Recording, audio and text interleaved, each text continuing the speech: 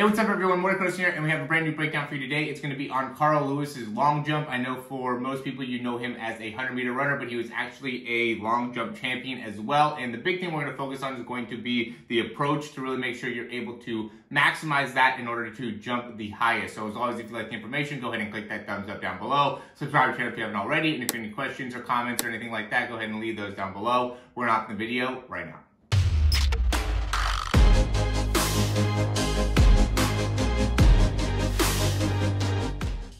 All right, so here we go with the long jump, and big thing that I think is super important when it comes to being able to jump as far as you can is going to be how you start. And obviously a lot of the approach you can see with him, he really is staying low at the beginning part of his start there, really focusing on being able to generate a lot of upward force. And this is important just because when you're starting in any type of running, the start phase and the drive phase is so important in terms of how you're ending up to generate force when you get to your top speed. And so for him, you can see he's really, he starts out pretty low, but he basically immediately gets really high up, and he's not necessarily trying to get to top speed really quickly here. He's really just trying to be able to stay as springy and as upright as possible, and that's super important for you to be able to then build speed off of that. So you can see how he's pushing off the ground. It's mostly a vertical action here, and he utilizes that as he's getting closer and closer to the actual jump to be able to gain more and more speed, right? And he's doing a lot of upward motion with his arms as well. So you can see how his hands get all the way up to, about his eyebrow height, and elbows are getting all the way up to above the shoulder height. That's another important thing to be able to really maximize the vertical force. Because really what ends up being important here when it comes to long jump is getting the most amount of vertical force production that you can in your sprinting technique to then make it so when you go and you propel yourself off the ground, you're able to get really high up, right? Everybody talks about when it comes to that long jump is the more you can get yourself up, the better off you're going to be, because the momentum will carry you horizontally. And so he's really trying to be able to make sure he's getting a lot of vertical force. You can see a key part of this is not getting a ton of knee extension when he's pushing off the ground, right? So you can see when he's coming off, how he keeps that back leg bent, right? He's not extended all the way. He's bent in that back leg, which makes it so then he's able to get that heel right back underneath him, right? And you can see that again here with that right step, where he's not getting a ton of knee extension, but then when he gets the foot out in front, he's really pulling that foot back underneath, maintaining a lot of dorsiflexion here. That ends up being a big part of this as well, is that when your foot is hitting the ground, you almost want to be hitting the ground with like the middle part of the foot, right? So it's very similar to how you're running as well, but it's a little bit different just because it wants to be a little bit further back if possible, right? When it comes to sprinting, you're going to be, in the, right behind the ball of the foot, where when you're doing the long jump, it almost wants to be right in the middle of the foot where you're landing, maybe even closer to the heel, if, is a good way to think about it.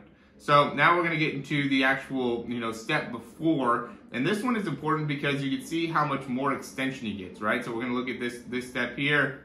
But then here, where he goes, he really is able to extend out and kind of lower his body and kind of leaves that foot out in front and leaves that toe really high up to make it so then as he lands, he's really sinking down into that step. And that really seems like the most important thing when it comes to the guys that are able to really do the long jump at a really high level is this step right before, and being able to really land with the legs straight, but then sink down into it really effectively and not lose the posture, right? See how his posture stays up really well. And then from there, really reach out with this leg and lean back, right? Look at how he goes and extends out here and leans back with his body and lands with that foot out in front of the hip. So some people talk about with these steps, especially this last step needs to be underneath the hip, and that's very, very false in terms of all the best guys that I've seen.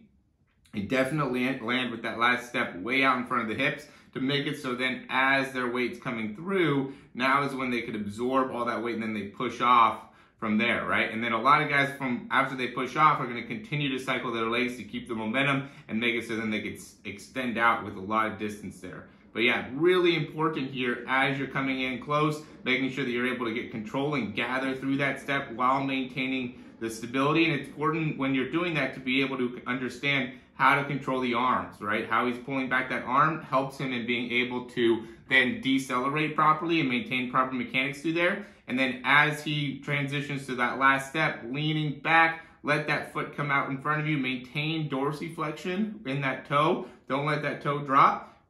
And then from there, transition all the way through and try to get as much vertical height as you can when you're pushing off, and allow the momentum to just carry you horizontally as you're going through the long jump. So as always, guys, thanks for watching the video here. Hope it's able to help you out with improving your approach when it comes to your long jump mechanics. If you have any questions, we'd be happy to answer those down below. And also, if you want to get your own jump mechanic breakdown, you can go ahead and check out the description down below. We have those available for you, or you could reach out to me personally if you have any questions or anything like that regarding the long jump. So that also is in the description down below. Thanks for watching. We'll talk to you soon.